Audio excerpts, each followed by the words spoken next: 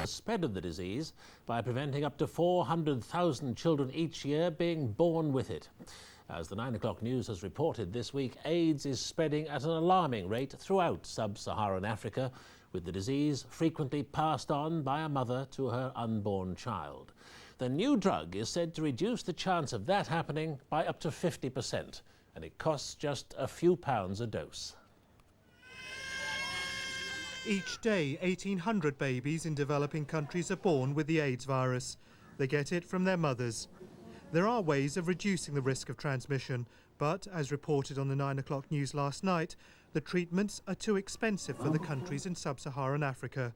The most common drug, AZT, costs £160 for a short course. But researchers working at the Malago Hospital in Kampala have now found that a drug costing £2.50 is more effective. These findings are important because this really is the first regimen, we believe, that will be able to be implemented in a developing country because of its very low cost and safety. 300 women with HIV took the drug nevirapine just before labour. Their newborn babies were also given a small dose. After 16 weeks, 13% of the nevirapine babies had the virus. Another group of women were given AZT.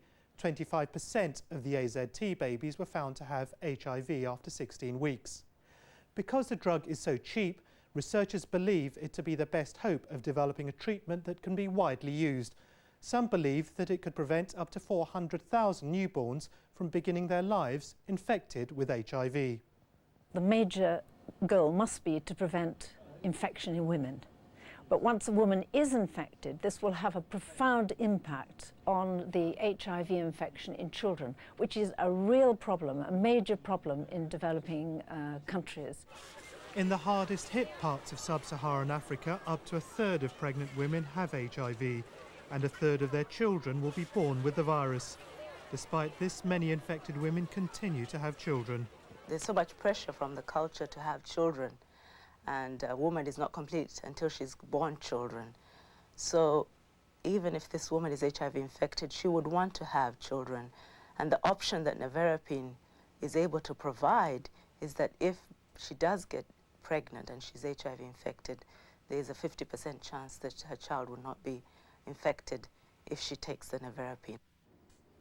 AZT is more effective if used over a longer treatment period, but because of its cost, the best hope for many African nations is a short course with the new drug.